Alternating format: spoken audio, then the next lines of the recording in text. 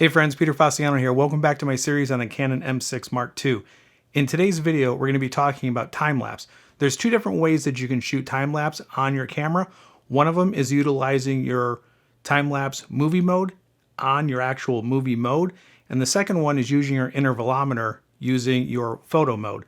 But before we get into today's video, let's go ahead and roll some time-lapse videos that I recently shot, and then we'll get back into and actually talk about the two different ways to shoot time-lapse.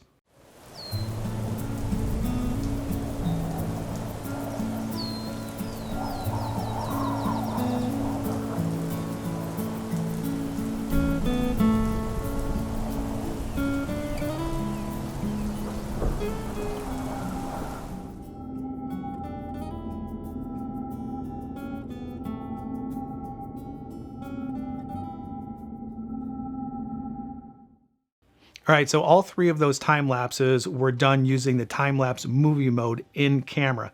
I didn't use the intervalometer in the photo mode because that would require an extra step going through a program to compile all of your stills to create a time lapse. This one, as far as ease of use goes, it's done all in camera, and let's go ahead and show you how to do that.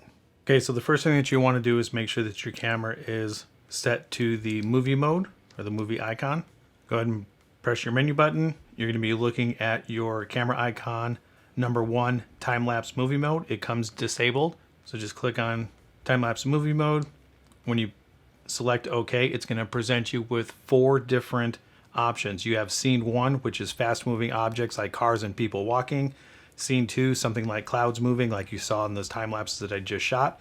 Scene 3, something slower moving, maybe something like the Milky Way. And then you have a custom button.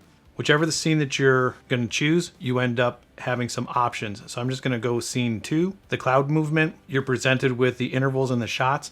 This just basically tells you how many seconds in between each shot and then how many shots you want to take at a time. On the bottom, it gives you the amount of shooting time and then the amount of footage that you're actually going to get once the time-lapse movie mode is done. I'd shoot for somewhere around 10 seconds of shooting, or 10 seconds of footage. So you're probably going to end up somewhere around 300 shots. Once you have that set, you can just click OK. You have some options underneath your interval and shots. You can record in 4K or 1080p. I just keep it on 4K. Auto exposure, you have 2 options here. You can keep everything at a fixed frame, or you can have the camera expose each individual shot as you go. If you have a scene that doesn't really necessarily change exposure, keep it on fixed frame.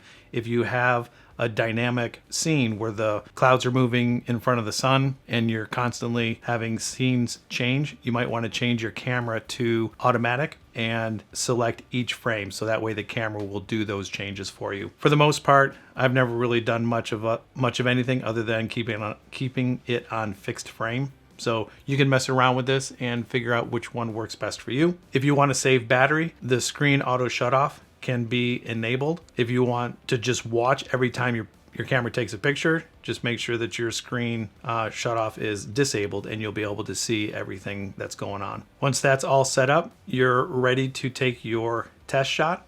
The LCD screen up at the top left corner tells you that you're in time-lapse movie mode, how many shots the camera's going to take, and then you have your exposure down at the bottom. It's going to prompt you, once you push the record button, to start and stop the movie record by pressing the shutter button. As soon as you do that, your time lapse will start happening, and then at the end of it, there'll be like a little flicker, and then you'll end up going back to your regular LCD screen view. Now, a little side note here, every video that I've made about the M6 Mark II gives you a stepping off point.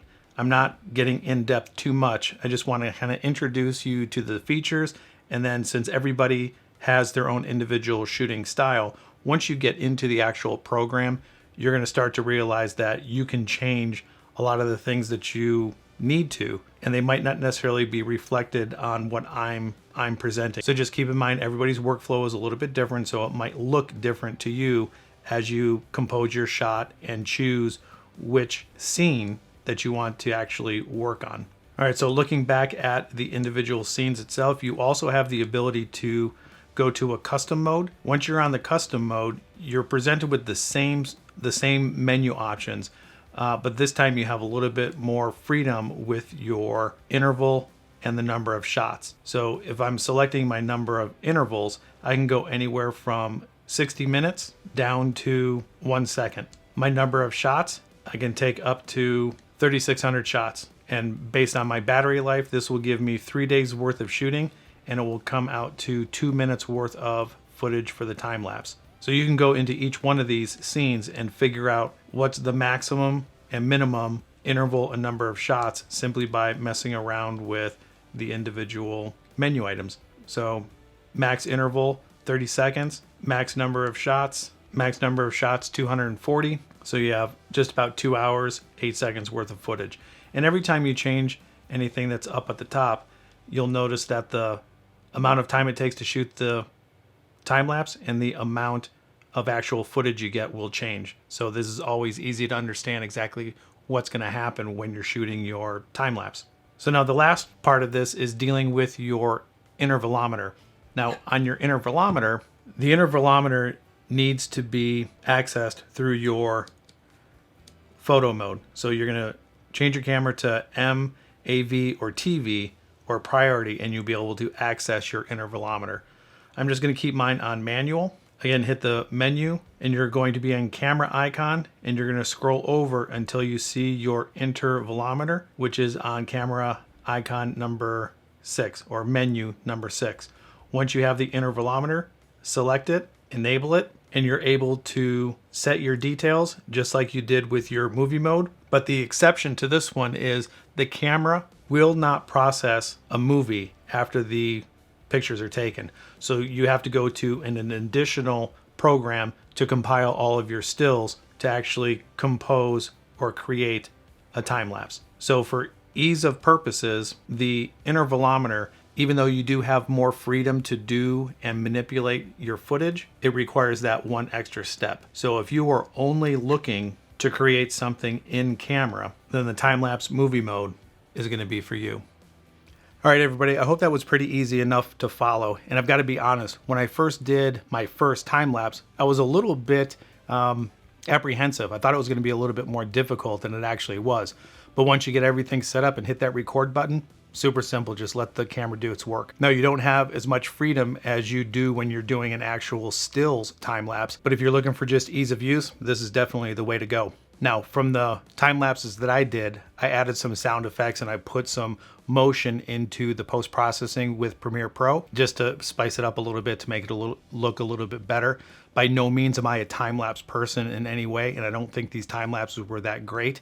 But I wanted to get this video out because it's been about a month since I did one. Which brings me to my next video idea.